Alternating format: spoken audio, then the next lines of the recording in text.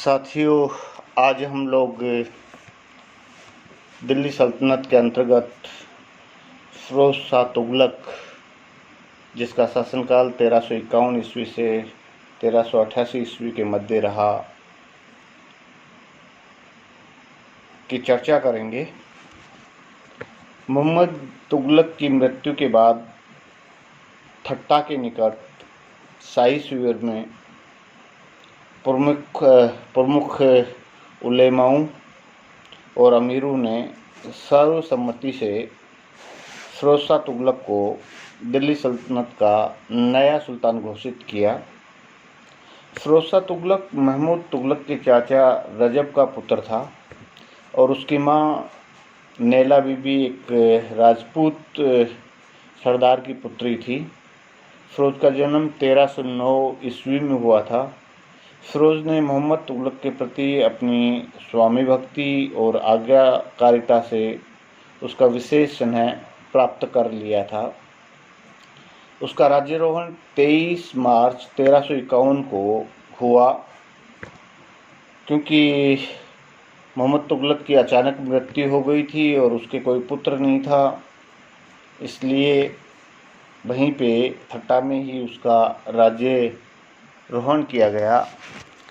फ़िरोज़ शाह का शासन करीब 37 वर्ष लंबा चला और उसके शासनकाल में शांति और सुव्यवस्था का काल रहा। फ़िरोज़ ने साम्राज्य विस्तार और सैनिक गतिविधियों की तुलना में प्रशासनिक सुधारों और जन कल्याणकारी के कार्यों तथा विद्या और कला को प्रोत्साहन देने में अधिक अभिरुचि ली।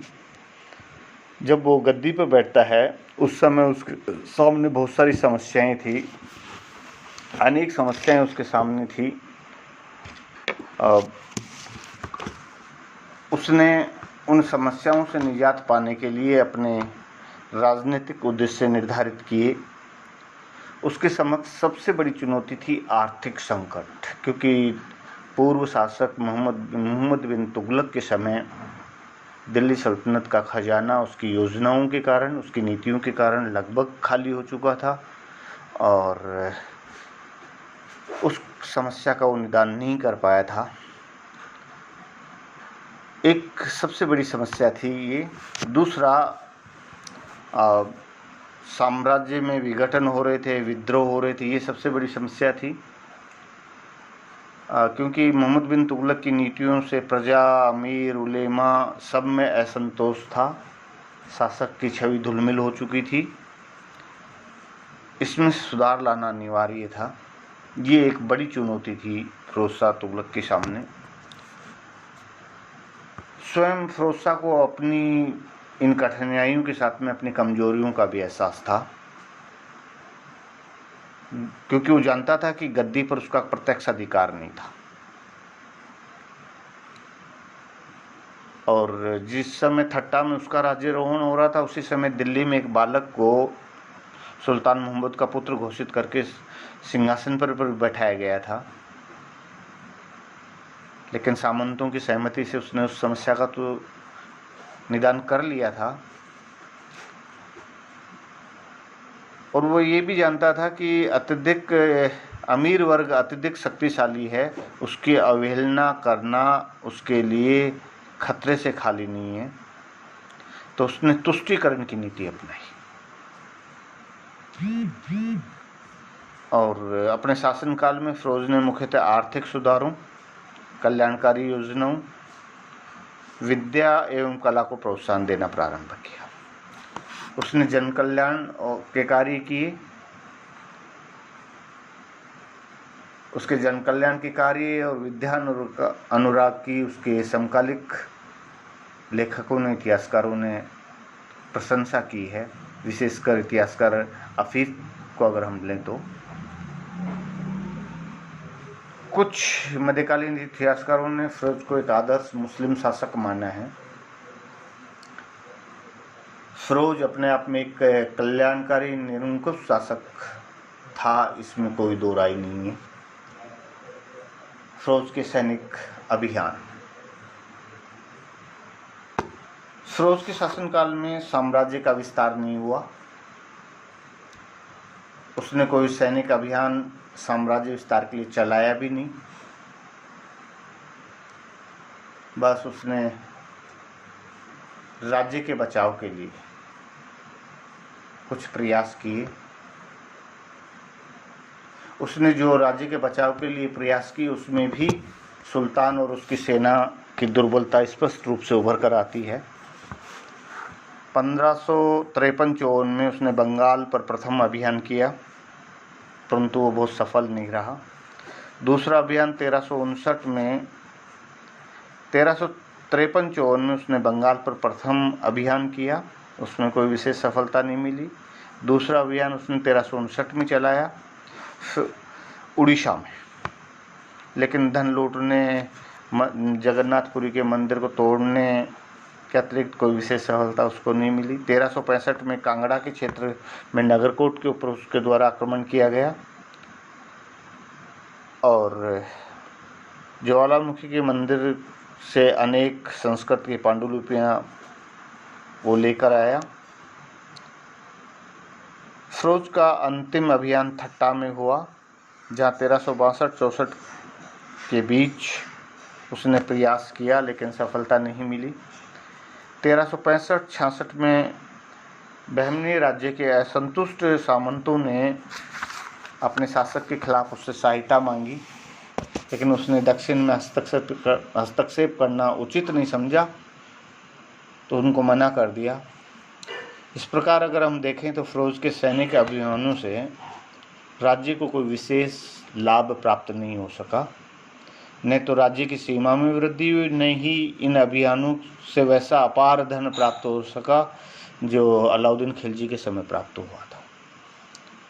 हम यहाँ चलते चलते प्रशासनिक सुधारों की भी बात कर लें। प्रशासनिक सुधारों में सर्वप्रथम हम कृषि को लेते हैं, कृषि संबंधी सुधारों को लेते हैं। उस समय राज्य की आमदनी का मुख्य साधन था लगान, भूमि लगान। राज्य की पूर्वगामी शासक मोहम्मद बिन तुगलक के समय आर्थिक स्थिति चिंताजनक हो गई थी और उसके द्वारा जो विभिन्न योजनाओं में सैनिकों और प्रशासनिक योजनाओं पर जो खर्च किया गया था पैसा, उससे राजकोष लगभग खाली हो चुका था। फिरोज शाह ने गद्दी पर बैठने के बाद में राज्य की आमदनी में वृद्धि के प्रयास करना प्रारंभ किया, लेकिन वो जनता पर कोई नए कर भी नहीं थोपना चाहता था, क्योंकि ऐसी स्थिति में पूर्व शासक की भांति वो भी अलोकप्रिय हो सकता था। तो उसके पास में बहुत सीमित विकल्प थे। उसने राज्य की आमदनी का प्रमाणिक ब्यौरा तैयार करवाया और इस काम के लिए उसने ख्वाजा हिस्माउद्दीन को नियुक्त किया और लगान की आमदनी 6,78,00,000 टका निर्धारित की गई। कुशलतापूर्वक उसने लगान वसूली का कार्य प्रारंभ किया और पूर्ववर्ती शासक की भांति लगान की दरें चलती रही। 1/3 भाग लगान के रूप में उपज का लिया जाता था, लेकिन फतवाहत फिरोजशाही के अनुसार हमें ये जानकारी मिलती है कि ये दर उपज का 5वां भाग थी। सिंचाई सुविधाएं। फिरोज तुगलक ने अपने शासनकाल के दौरान अनेक नहरों का निर्माण करवाया, विशेष करके दिल्ली और हरियाणा के क्षेत्र में उसने सिंचाई की सुविधाओं को प्रोत्साहन देने का काम किया। उसके शासनकाल के दौरान 5 बड़ी नहरें खोदी गई, जिनमें सबसे महत्वपूर्ण नहर यमुना नदी से हिसार तक थी, जो लगभग 150 मीटर लंबी थी, 150 मील लंबी थी। दूसरी नहर जो 96 मील लंबी थी सतलज से घग्गर तक जाती थी। तीसरी नहर मंडवी और सिरमौर की पहाड़ियों से हांसी तक बनाई गई और चौथी घग्गर से नव स्थापित नगर फिरोजाबाद तक लाई गई। पांचवी यमुना से फिरोजाबाद तक पहुंचती थी। इस प्रकार उसने अपने शासनकाल के दौरान हरियाणा और दिल्ली के आसपास के क्षेत्र में पानी उपलब्ध करवाया। अनेक कुएं और जलाशयों का निर्माण भी उसने करवाया जहाँ से जल की आपूर्ति की जाती थी। इन उपायों द्वारा कृषि उत्पादन में वृद्धि संभव हुई, जिससे राज्य, कृषक वर्ग और सामान्य जनता तीनों को ही लाभ पहुंचा। उद्यान एवं कारखाने। फिरोज ने राज्य की आमदनी बढ़ाने के लिए नए साधनों का उपयोग किया। उसने लगभग 1200 फलों के बाग लगवाए, जिनसे प्राप्त फलों को बाजार में बेचकर लगभग 1,80,000 टका प्रतिवर्ष अतिरिक्त आमदनी प्राप्त की जाती थी। उसने शाही कारखानों में अतिरिक्त उत्पादन का प्रबंध करके इस सामग्री को बाजार में बेचा और इसमें भी राज्य की आमदनी में वृद्धि हुई। इन उपायों के परिणाम स्वरूप फिरोज ने न केवल आर्थिक संकट पर नियंत्रण प्राप्त किया, बल्कि राजकोष की स्थिति को भी सुदृढ़ बनाया। करों में कमी। राज्य की उन्नत आर्थिक स्थिति का लाभ उठाते हुए फिरोज ने कर प्रणाली में भी सुधार किए। उसने अनेक आपत्तिजनों को अपने शासनकाल के दौरान समाप्त कर दिया। केवल 4 महत्वपूर्ण कर जारी रहे जो शरीयत की स्वीकृति के अनुसार थे। खराज अर्थात भूमि कर, जजिया गैर मुसलमानों पर लगने वाला कर, जक़ात दान संबंधी और खम्स युद्ध संबंधी। इसके अलावा नेहरू द्वारा सिंचाई किए जाने वाले क्षेत्र से सिंचाई कर लिया जाता था और इसकी दर उपज का 1/10वां भाग थी। ये उपाय राज्य को आर्थिक लाभ पहुंचाने के साथ साथ जनता के बीच सुल्तान की लोकप्रियता बढ़ाने में भी सहायक सिद्ध हुए। उन सुधारों के लिए फिरोज की प्रशंसा समकालीन और आधुनिक इतिहासकार भी करते हैं। कल्याणकारी कार्य। फिरोज के द्वारा एक दीवान खैरात या दान विभाग की स्थापना की गई, जिसके अधीन अनेक कार्य होते थे। सबसे पहले विद्वानों, बुद्धिजीवियों, विद्यार्थियों, सूफी संतों, विधवाओं, निर्धनों एवं दरिद्रों को आर्थिक अनुदान तथा सहायता देने का प्रबंध किया गया। इसके अतिरिक्त निर्धन और अनाथ युवतियों के विवाह, बेरोजगारों को नौकरी देने, निर्धनों को मुफ्त भोजन और सरकारी खर्च पर उपचार की सुविधा की व्यवस्था की गई। यात्रियों की सुविधा के लिए सल्तनत में सराय एवं सड़कें, निर्धनों को मुफ्त खाना, पशुओं के लिए उपचार केंद्र आदि का निर्माण करवाया गया। ये उपाय फिरोज की कल्याणकारी योजनाओं के रूप में देखे जाते हैं। सांस्कृतिक योगदान। फिरोज ने कला एवं सांस्कृतिक जीवन के क्षेत्र में भी उन्नति में वो सक्रिय योगदान दिया। उसने स्थापत्य कला के क्षेत्र में अनेक कार्य किए उसके शासनकाल के दौरान। नहरों, सड़कों और पुलों के निर्माण के अतिरिक्त फिरोज ने नए नए नगरों की स्थापना की, जैसे जौनपुर, हिसार, फिरोजाबाद आदि। उसने दिल्ली जो राजधानी थी उसमें अनेक मस्जिदें, मदरसे और आदि का निर्माण करवाया। एक स्वयं का मकबरा बनवाया, एक शिकारगाह का निर्माण करवाया। उसने पुराने भवनों की मरम्मत करवाई, विशेषकर कुतुब मीनार को हम ले सकते हैं। फिरोज के दरबार में 2 प्रसिद्ध इतिहासकार आश्रय प्राप्त थे, बर्नी और अफीफ, जिन्होंने तारीख़ फिरोज शाही नामक ग्रंथ लिखा है, दोनों ने अलग अलग। उसने भारतीय दर्शन और चिकित्सा संबंधी संस्कृत रचनाओं का फारसी में अनुवाद करवाया। ये बहुत बड़ी बात थी। फिरोज शाह तुगलक की धार्मिक नीति के बारे में अगर चर्चा की जाए तो उसकी धार्मिक नीति तुष्टीकरण की थी, जबकि मोहम्मद बिन तुगलक उदार दृष्टिकोण वाला व्यक्ति था। उससे धर्मांध मुसलमानों का वर्ग असंतुष्ट था। कट्टरपंथी उलेमाओं और धर्माचार्यों का उससे विरोध था। फिरोज इनकी शक्ति और प्रभाव से परिचित था, लेकिन उसके सामने एक स्थिति और थी कि फिरोज की माता हिंदू थी। इस कारण इस्लाम के प्रति निष्ठा और हिंदुओं के विरुद्ध आचरण का प्रदर्शन करना उसकी मजबूरी रही। वो नहीं चाहता था कि उससे एक अच्छा और धर्मनिष्ठ मुसलमान नहीं माना जाए। उसने अपने शासनकाल के दौरान शरीयत को प्रधान महत्व दिया और उसने कर प्रणाली को शरीयत की अनुशंसा अनुसार ही पुनः निर्धारित किया। इस्लाम के प्रचार प्रसार में रुचि ली और इस्लाम विरोधी कार्यों को, विचारों को, प्रचारों को उसने रोकने का काम किया, वर्जित कर दिया। इस्लामी शिक्षा पर उसके द्वारा विशेष योगदान दिया गया। मदरसे बनवाए गए, उन मदरसों को अनुदान दिया गया, छात्रवृत्ति देने की व्यवस्था की गई, विद्वानों को संरक्षण और प्रवेश दिया गया।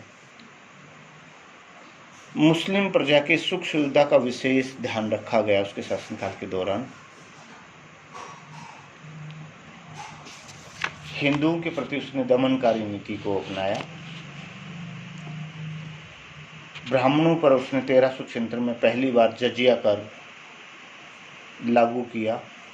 इससे पहले वो इस कर से मुक्त थे।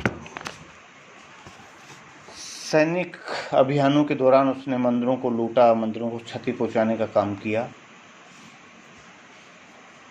यहाँ तक कि रूढ़िवादी जो समुदाय थे, मुस्लिम समुदाय, उनका भी उसने दमन किया। शियाओं, सूफियों, मैदवियों, इन सब का उसने दमन किया। उसकी नीति धर्मांधता पर आधारित थी, मगर फिरोज के आचरण का एक दूसरा पहलू भी था। हिंदू दर्शन में उसकी गहरी दिलचस्पी थी। उसने अनेक संस्कृत रचनाओं का फारसी में अनुवाद करवाया। उसे संगीत से भी लगाव था, जबकि कट्टरपंथी मुसलमान इसे अप्रिय मानते थे। उसने जैनों के मंदिरों को दान दिया और मोहम्मद बिन तुगलक के समय से कार्यरत हिंदू और जैन अधिकारियों को उनके पदों पर बने रहने दिया। फिरोज द्वारा धार्मिक कट्टरता का प्रदर्शन व्यक्तिगत धर्मांधता का परिणाम न होकर एक राजनीतिक व्यवस्था थी।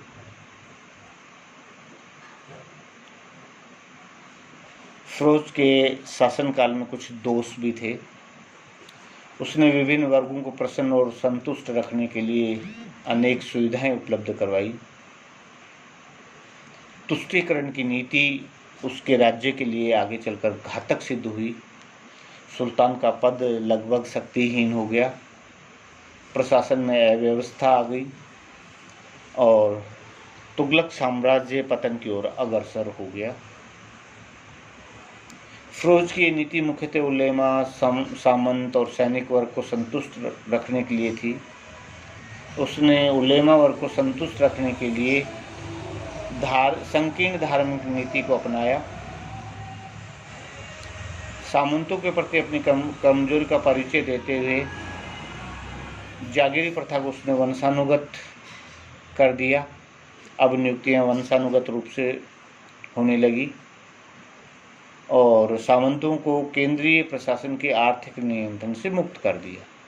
इससे राज्य में अनुशासनहीनता बढ़ी, राज्य कमजोर हुआ। सैनिकों के प्रति भी उसने उदारता की नीति अपनाई।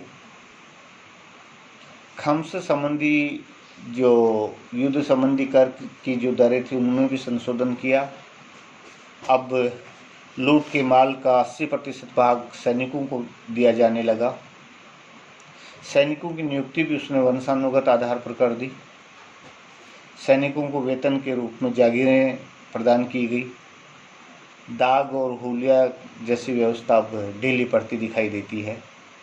इससे सेना में भ्रष्टाचार बढ़ा, उसकी कार्य कुशलता घटी। सैनिकों का जो समय समय पर निरीक्षण होता था वो लगभग बंद हो गया और इन सब कारणों से सैन्य व्यवस्था पर भी हानिकारक प्रभाव पड़ा।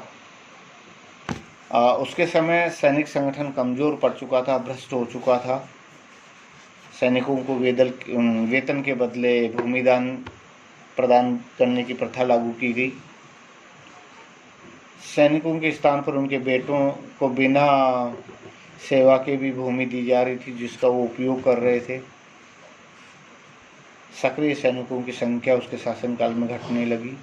अवकाश प्राप्त और पेंशन प्राप्त सैनिकों की संख्या बढ़ती चली गई।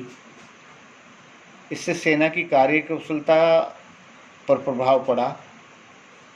घोड़ों की उत्तमता जो थी वो खत्म हो गई। नियमित जांच जो थी सैनिकों की वो खत्म हो गई।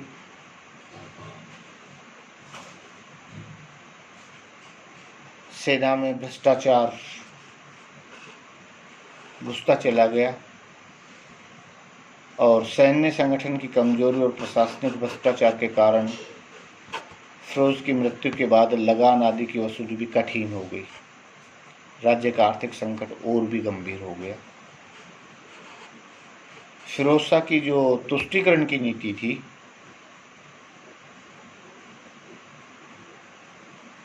उससे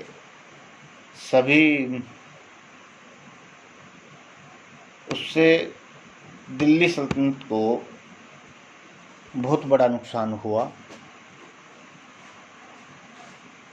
और फिरोज की मृत्यु के अगले 10 वर्षों पश्चात ही तुगलक साम्राज्य का पतन हो गया। हम कह सकते हैं कि फिरोज द्वारा प्रशासनिक नीतियों को नई दिशा प्रदान करने का प्रयास आंशिक रूप से सफल रहा। जहां उसके आर्थिक सुधारों से राज्य सुदृढ़ हुआ और कल्याणकारी उपायों से सुल्तान पद की प्रतिष्ठा बढ़ी, वहीं उसकी तुष्टीकरण की नीति ने साम्राज्य का पतन भी असंभवी बना दिया। इस प्रकार 38 वर्ष के लंबे राज्यकाल में फिरोज शाह ने जो तरीके अपनाए उनमें राजनीतिक बुद्धिमत्ता की कमी रही। इससे केंद्रीय प्रशासन की कुशलता घटी, सेना कमज़ोर पड़ी और राजकोष रिक्त हो गया, जो साम्राज्य के पतन के कारण। 1388 में फिरोज शाह की मृत्यु के तत्काल बाद में उत्तराधिकार को लेकर युद्ध छिड़ गया। एक के बाद एक सुल्तान आने लगे। दिल्ली सल्तनत की दशा बिगड़ती चली गई और धीरे धीरे तुगलक साम्राज्य का विघटन हो गया। धन्यवाद।